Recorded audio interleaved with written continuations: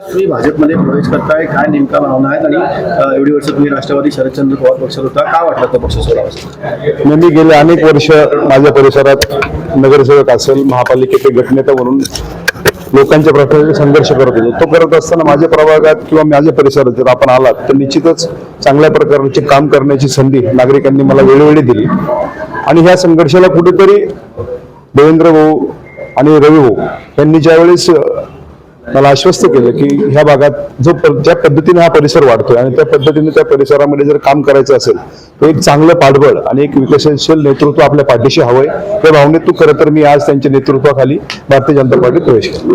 तुमचा आज ते प्रवेश झाला करा, मात्र तिथे अजितदादांनी शरद पवारांच्या पक्षासोबत युती जाहीर केली. 26 तारखेला युती होणार आहे, तर त्या पक्षाची ताकद वाढलेली असताना आपण भाजपमध्ये त्यापेक्षा थोडं मी आताच सांगितलं, जर मी ज्या भागात काम करतो तो भाग नव्याने विकसित होतोय आणि त्या भागात काम करत असताना एक चांगली ताकद पाठीशी असावी आणि ती ताकद मला आदरणीय देवेंद्रजी आणि रवी भाऊंमध्ये दिसली. बावनकुळे साहेब असतील, चंद्रकांत दादा असतील आणि ह्या सर्वांनी ज्या पद्धतीनं आश्वस्त केलं आणि त्या परिसरात काम करत असताना एक चांगलं पाठबळ मिळावं आणि तुम्ही जर कधी त्या परिसरात आले तर तुम्हालाही त्या गोष्टीची नक्कीच जाणीव होईल की त्या भागात ज्या पद्धतीने आम्ही काम करू शकलो आणि एक चांगला हात पाठीशी असेल तर खूप मोठ्या आणि चांगल्या पद्धतीने त्या भागात येणाऱ्या नागरिकांना आम्ही दिलासा देऊ शकतो. खलाटे साहेब, तुमच्या पक्ष प्रवेशाला ब्रेक लागत होता असं म्हटलं जात आहे, काय घडत होतं पक्षाच्या मागे?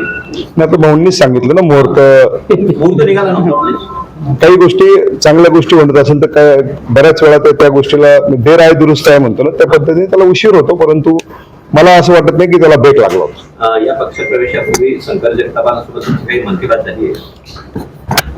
शंकर जगताप आम्ही आमचे पहिल्यापासून मित्रच होते. जरी आमदार असेल तर आम्ही पहिल्यापासून एकत्र होतो, मित्र होतो, कॉलेजपासून बरोबर होतो. त्यामुळे आमच्यात संवाद होता, संवाद नव्हता असं कधी नव्हतं. संवाद होता असं म्हणताय, मात्र आगामी महानगरपालिकेच्या दृष्टिकोनातून आता नेमकं कसं प्लॅन असणार आहे तुमचं?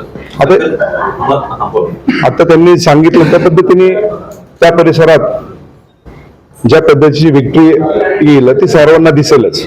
तुमच्या प्रवाहामध्ये काही लोकांचा विरोध आहे असं म्हटलं गेलंय, त्यापैकी सत्यता आहे किंवा काय वस्तुस्थिती आहे? साहजिक आहे ना, इच्छुक प्रत्येक पक्षात असतात आणि भारतीय जनता पार्टीत फार मोठ्या प्रमाणात इच्छुक होते आणि साहजिक इच्छुकांच्या थोडीफार नाराजी असते, पण मला वाटतं आम्ही ती सर्व नाराजी निश्चित दूर करू. मुहूर्त निघण्यासाठी काय परिश्रम द्यावे लागले असं तुम्हाला वाटतं? परिश्रम म्हणण्यापेक्षा ह्या गोष्टी मी बोलणं योग्य नाहीये. नाहीतरी पण एकंदरीत पडद्यामागे हालचाली तर होतच होत्या. राहुल कलाटेचा पक्ष प्रवेश वगैरे म्हणजे बऱ्याच काही घडामोडी होत होत्या आणि विशेषतः पिंपरी चिंचवड फार मोठा, त्यामध्ये दादांचा फार मोठा पक्ष आहे.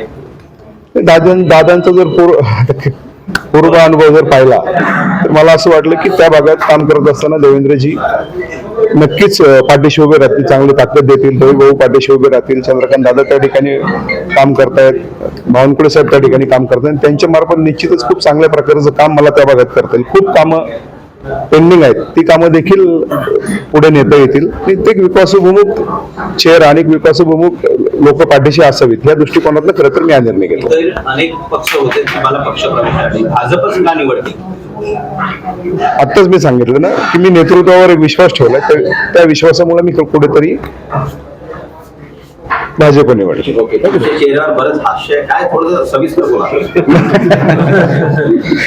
धन्यवाद. आज खरं तर आपण मला वाईट विचारताय, माझी प्रतिक्रिया मी दिली आहे आणि निश्चितच आपण गल्लीपासून दिल्लीपर्यंत पाहिलं तर एक फार मोठ्या प्रमाणावर विकास कामं सुरू आहेत, सत्ता आहे आणि त्याचं खरं तर उपयोग आपल्या भागात नव्याने येणाऱ्या लोकांना झाला पाहिजे. तर मग आज पिंपरी चिंचवड शहर जर आपण पाहिलं असेल तर कॉस्मोपॉलिटन नाही, खूप भारताच्या कानाकोपऱ्यातून लोक ह्या ठिकाणी येतात आणि त्या लोकांना जर एक लिव्हेबल शहर आपण देऊ शकलो आणि ते शहर देण्याच्या दृष्टिकोनातून आम्ही गेले कित्येक वर्ष काम करतोय, त्याला जर कोणी पाठबळ देत असेल तर निश्चितच त्या ठिकाणी आपल्याला जाणं योग्य आहे. महानगरपालिकेच्या पार्श्वभूमीवर तुमचा पक्ष प्रवेश होतोय, काय बोलणं झालं का? नाही, असं काही नाही. थँक्यू. थँक्यू. चतुर्वेदी